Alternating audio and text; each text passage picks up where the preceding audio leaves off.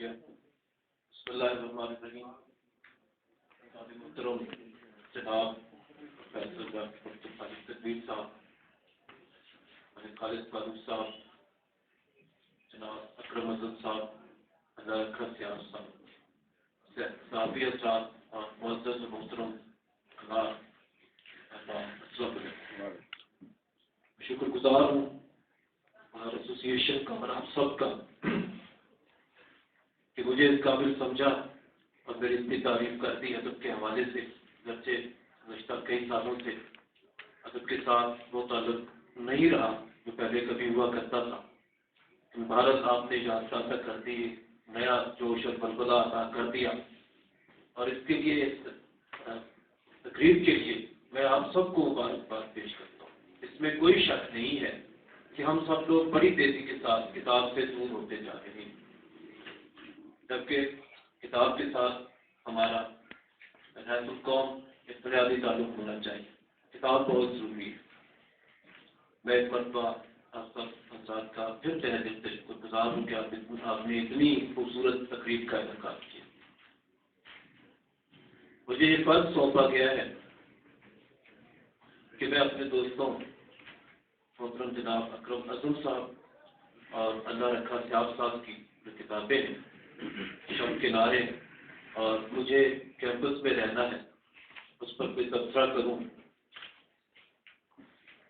گرچہ میں اپنے آپ کو اس قابل نہیں سمجھتا کہ اتنی اچھی جو کاوشیں ہیں نوجوانوں کی پھر میں تو تبصرہ کر سکوں، لیکن ہمارا فرض ادا کرنا ہے. میں نے اپنے طور پہ کوشش کی ہے، کتابوں کو پڑھا بھی ہے، میں وہ آپ کے سامنے پیش کرتا ہوں.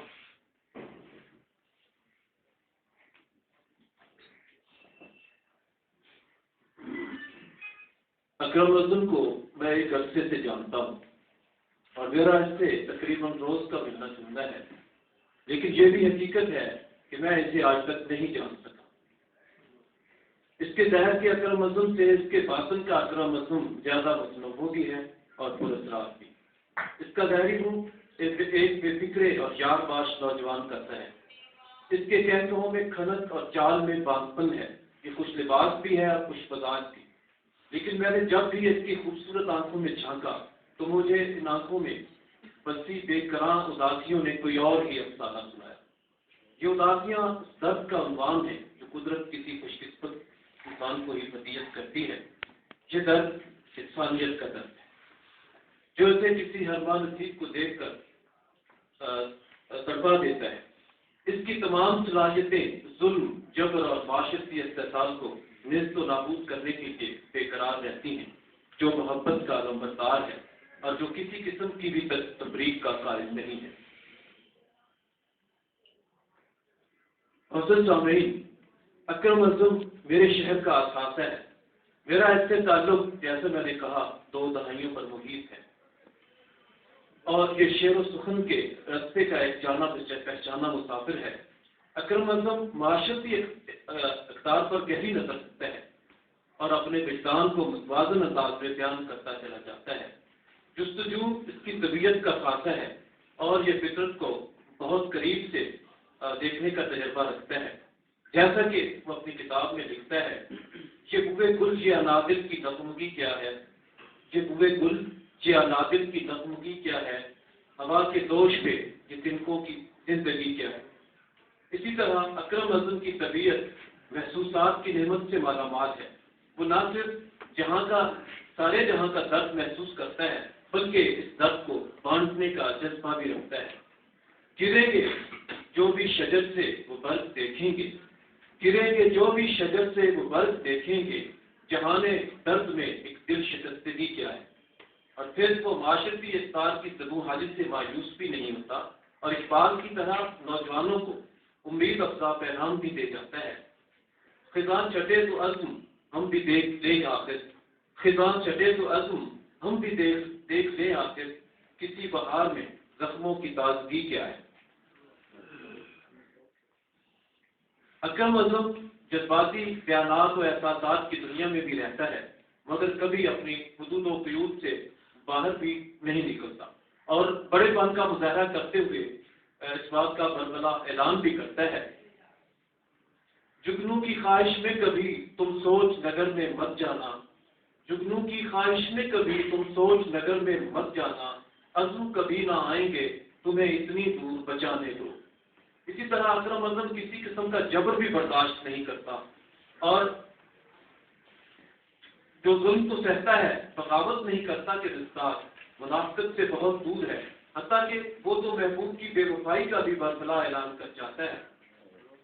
کبھی دل کی بات چھپاتے تھے اور خود شرمائے رہتے تھے، کبھی دل کی بات چھپاتے تھے اور خود شرمائے رہتے تھے، اب خود گلیوں میں لائے ہیں ہم اپنے پیار کے افسانے۔ اکرم اعظم اپنے مقصد کا ہمیشہ وفادار رہتا ہے، اور یہ اس کا خاصہ ہے کہ وہ وفاؤں کی شہد کا مکی ہے۔ بخدا تمہاری ہی یاد میں نہیں سویا عزم صبح و طلب، تمہیں اپنے خوابوں کی راہ میں سر شام ہی نیند آتے۔ اکرم اعظم صرف بیان کی حد تک نہیں بلکہ عملی طور پر بھی معاشرے کی فلاح و بہبود کے لیے کچھ کرنا چاہتا ہے اور کرتا آیا ہے، اور وہ کسی ہوئی انسانیت کو پھر سے معراج پر دیکھنا چاہتا ہے۔ وہ اندھیروں سے لڑ کر روشنیوں کو عام کرنا چاہتا ہے۔ وہ کہتا ہے اب بھی اندھیرے راج کریں تو یہ قسمت کی باتیں ہیں، اب بھی اندھیرے راج کریں تو یہ قسمت کی باتیں ہیں، روشنیوں کی خاطر ہم تو خون جلائے بیٹھے ہیں۔ اور پھر اکرم اعظم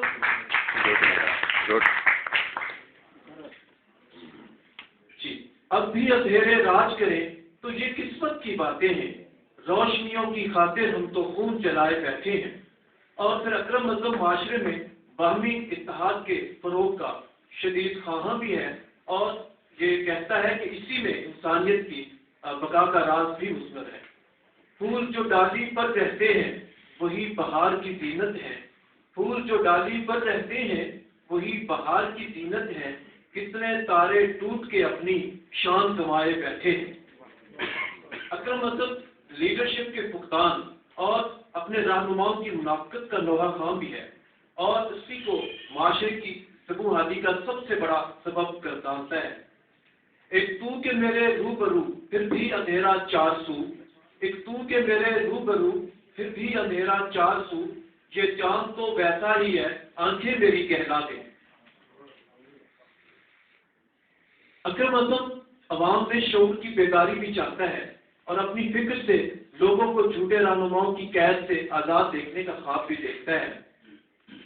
من کا ساگر بوند